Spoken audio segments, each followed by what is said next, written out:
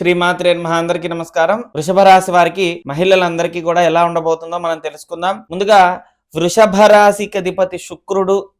వీరు శుక్ర స్వభావంతో ఉంటారు. జాలి, దయ, అభిమానం, ప్రేమ, ఆప్యాయత కలిగి ఉంటారన్నమాట ఈ యొక్క వృషభ రాశి వారు.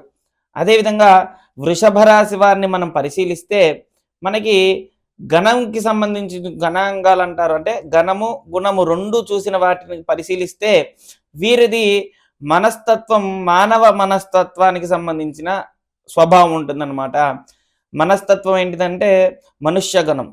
ఈ మనుష్య గణానికి ప్రత్యేకించి ఏంటంటే ఎక్కువగా ఏది ఆలోచించరు. ఏదైనా సరే ఎంతవరకైనా సరే వాళ్ళు శ్రమించే ఆలోచన ఉంటుంది తప్పించి దానికి తగ్గట్టుగా ఫలితం రావాలి, ఖచ్చితంగా వచ్చి తీరాలి అనే ఆలోచన చాలా తక్కువగా ఆలోచిస్తారనమాట.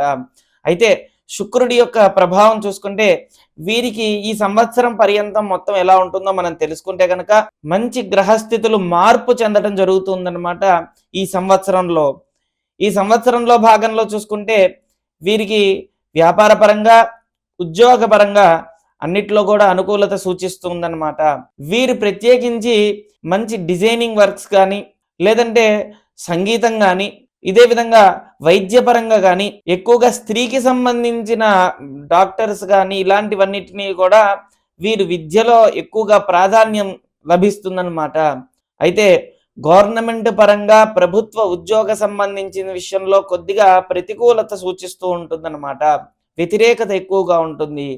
సహజంగా విద్యారంగంలో చూసుకుంటే అంటే కాలేజీలో కానీ ఇలా లెక్చరర్గా కానీ ఇలాంటివి చేసేటప్పుడు ఎన్నో ఎదురు దెబ్బలు తగులుతూ ఉంటాయి కనుక జాగ్రత్త వహించాలి అన్నిట్లో కూడా. అయితే వీరికి ప్రత్యేకించి అన్నిట్లో కూడా మంచి విజయం సాధించవచ్చు.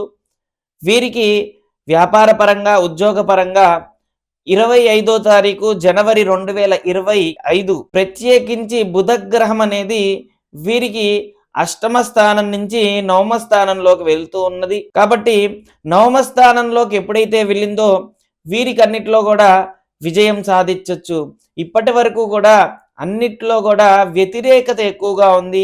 ఉద్యోగ పరంగా, వ్యాపార పరంగా ఎంత పెట్టుబడి పెట్టాలనుకున్నా అన్ని ప్లానింగ్ అంతా రెడీ అయినా కానీ కరెక్ట్ టైంకి మనకి మనీ అందకపోవచ్చు. ఎప్పుడైతే ఈ నవమ స్థానంలో బుధగ్రహ సంచారం జరుగుతుందో వీరికి భాగ్యస్థానంలో రావడం వల్ల అంత యోగదాయకంగా ఉందని అర్థమవుతుందన్నమాట.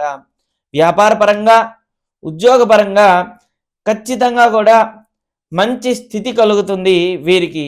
ఈ సంగీతంలో కానీ, లేదంటే మంచి అన్నిట్లో కూడా డిజైన్ వర్క్ కానీ ఇలాంటివి అన్నిటి విద్యలందు కూడా ప్రాధాన్యత ఎక్కువగా వస్తుందన్నమాట వీరికి. అయితే శనిగ్రహ సంచారం 29వ తారీఖు మార్చి నెలలో 29వ తారీఖు శనిగ్రహ సంచారం వల్ల వీరికి ఇప్పటి వరకు కూడా దశమ స్థానంలో ఉన్న శని మరి ఏకాదశ స్థానంలోకి వెళ్ళబోతూ ఉంది. కనుక ఏకాదశ స్థానం అంటే 11వ స్థానం. 11వ స్థానంలోకి శని భగవాన్ వెళ్ళడం వల్ల ఇప్పటి వరకు ఏవైతే అనుకున్నారో అవన్నిటికి కూడా ఇబ్బందులు పడడం జరిగింది. కానీ ఇక నుంచి అన్నిటిలో కూడా లాభాలు చేకూరుతాయి.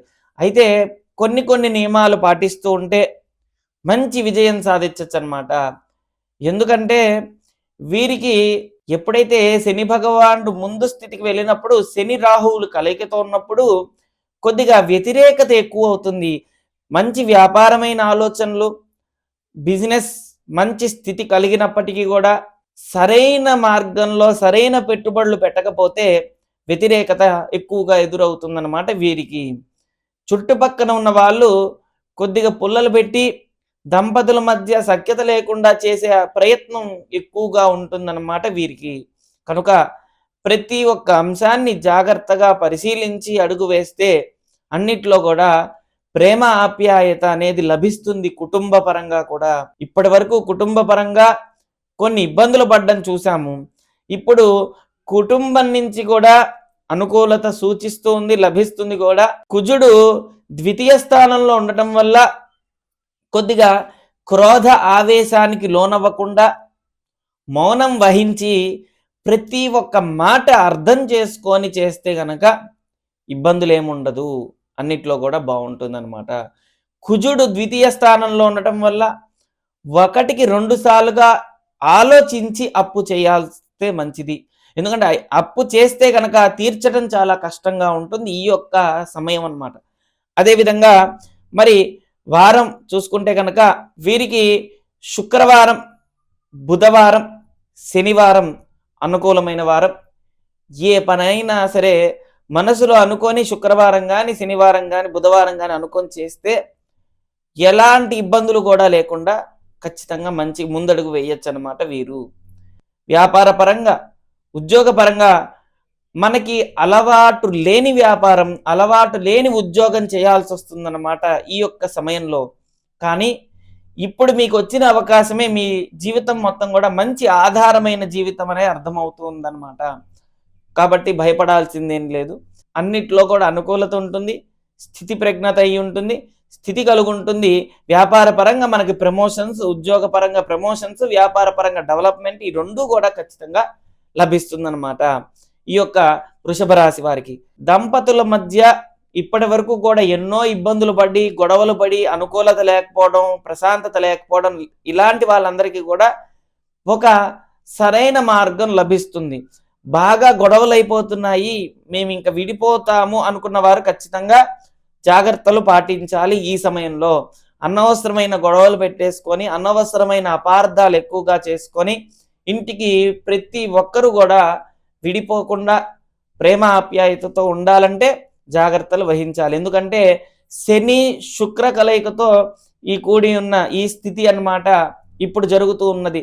దాంతో పాటుగా కుజుడు ద్వితీయ స్థానంలో ఉన్నాడు కాబట్టి, ద్వితీయాధిపతి కుజుడు కాబట్టి, ద్వితీయంలో ఉన్న స్థానం అధిపతి బుధుడు. బుధుడు మనకి మంచి స్థితిలో ఉన్నప్పటికీ కుజుడున్నాడు కాబట్టి ద్వితీయంలో కొన్ని జాగ్రత్తలు వహించాలి. కోపానికి, ఆవేశానికి, భయానికి అన్నిటికీ కూడా జాగ్రత్త వహిస్తే మీకు మంచి అన్నిట్లో కూడా శుభసూచికంగా ఉందన్నమాట.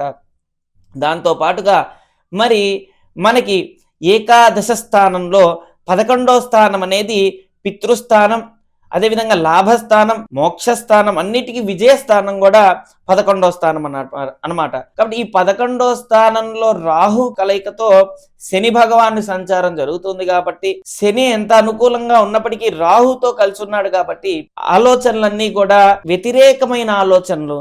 బిజినెస్ ఇక్కడ చేస్తే మంచిదని ఒకరు చెప్తే మనం ఇంకో దగ్గర చేస్తే మంచిదని మనకు ఆలోచన వస్తూ ఉంటుంది.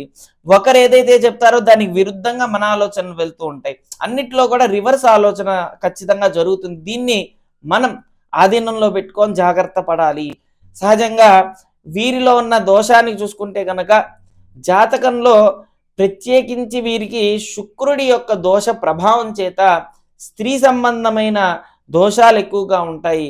వీరు స్త్రీ అయినప్పటికీ కూడా కొంతమంది వీరితో శుక్రుడు బాగుంటే కనుక అనుకూలత ఉంటుంది. అనుకూలత శుక్రుడు సరిగా లేకపోతే స్త్రీ నుంచే వ్యతిరేకత ఎక్కువ అవ్వడం, సమస్యలు ఎక్కువ అవ్వడం, మంచి మాట్లాడినా చెడుగా అర్థం చేసుకోవడం, మామూలుగా స్త్రీ శాపం, స్త్రీ దోషం, స్త్రీ సంబంధమైన వర్గదోషం ఇలాంటివన్నిటికీ కూడా వీరికి ప్రాప్తిస్తూ ఉంటాయన్నమాట ఈ ప్రభావాలన్నీ. కనుక ఒకవేళ మీకు ఏదైతే దోషం ఉందో తెలుసుకొని మనం ఆ ప్రాయశ్చిత్తం చేసుకుంటే మంచి ఫలితం వస్తుంది. ఓం శ్రీ దత్తాయ నమః. ఓం శ్రీ దత్తాత్రేయాయ నమః.